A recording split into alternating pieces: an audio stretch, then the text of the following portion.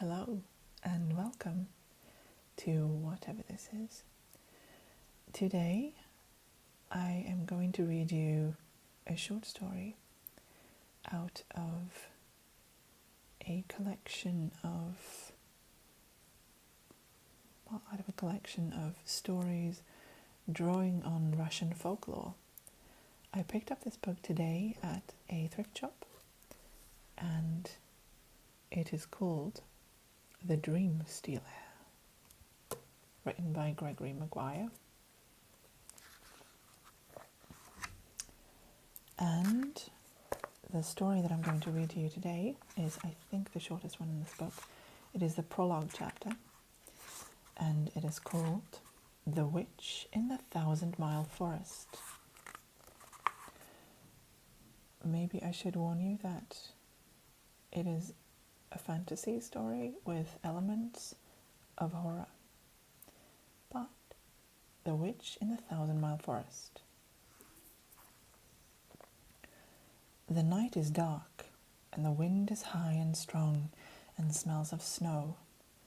So, gather close around the fire, my little friends, and I will tell you a tale of Baba Yaga the Witch. In the 1,000-Mile Forest of old Russia, there was a child named Vasilisa, rare and fair and beyond compare. She lived in a hut, in a clearing, with her father and mother. Happy enough, but time passed, and her mother grew ill, and knew she would die before the pear tree bore fruit again. The mother drew her daughter to her side and said, "Vasilisa, my sweet, when I am gone, take this magic doll and it will help you when you are in the sorest need." The mother pressed a small pear-wood doll into Vasilisa's hands, and soon thereafter breathed her last. The little girl wept, and her father wept, and the mother was buried beneath a pear tree. But after a while her father stopped weeping, and after a while he decided to marry again. He went to the village and found a widow with 2 daughters, and married her, and sent them to the hut in the forest, saying he would soon follow in a few days, but first he must cut wood in the Tsar's forest, as was his job. From the start, the stepmother and the stepdaughters hated Vasilisa because of her beauty and goodness. They showed her no mercy. They ordered her to scrub the floors and sweep the dirt and pick the vegetables. They ordered her to wash the clouds and polish the sun, and they laughed when she sobbed that she could not do it. The stepmother, a wicked old thing, thought up a plan by which to kill Vasilisa, and thereby make sure her own daughters would inherit whatever few goods the poor woodcutter left when it came his time to die. At supper one evening, the stepmother on purpose knocked over the only candle in the hut. "Vasilisa, you must go into the house of Baba Yaga the witch and ask her for some light," cried the stepmother. Off Vasilisa went, in fear and trembling, into the woods, through the marshes, over the craggy hills, until she came to the secret place where Baba Yaga's hut stood on its 2 giant chicken legs, surrounded by a fence made from the bones and skulls of uninvited guests. Baba Yaga stuck her sawtooth face out of the window and saw Vasilisa. "What do you want, pretty one?" she cackled. "Please, old Baba Yaga, my stepmother sends me to ask for light." "You may have a light, young girl, if you do me a favor first. Come into my house." And the little house bowed low, and Vasilisa entered. Listen, the witch was hungry. She wanted to devour Vasilisa for her evening meal. So she flung a bowl full of lentils into the raging fire on the hearth and said, "Pick the lentils from the flames without blowing the fire out, good girl, and you shall have your light. Otherwise, it's time for my supper." Then the witch dropped to sleep instantly and snored like a bear.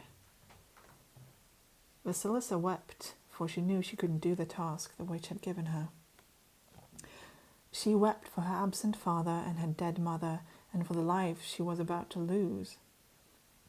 But when she went to wipe out tears away with a corner of her apron, she felt something in her pocket. The magic doll. She politely asked it to help, and because the doll was magic, it quickened neatly to life. It danced into the fireplace and jigged around the flames, and in its little wooden hands it collected every lentil there was. It left the lentils in the witch's bowl, and then settled happily back into Vasilis's apron pocket once again. When Baba Yaga woke up, she was amazed and annoyed to see that Vasilis's impossible task was done, and done perfectly. But she was a witch of her word. She handed to Vasilisa one of the skulls through whose eye sockets a bitter yellow light gleamed. Then she let the girl go. Vasilisa ran back over the craggy hills, through the marshes, and out of the woods to her own humble hut. "Here I am, stepmother and stepsisters," she cried, "and I've got your light." Vasilisa's stepmother and stepsisters came to the doorway in great surprise and fury, for they had expected her dead. Vasilisa held up the skull to show them.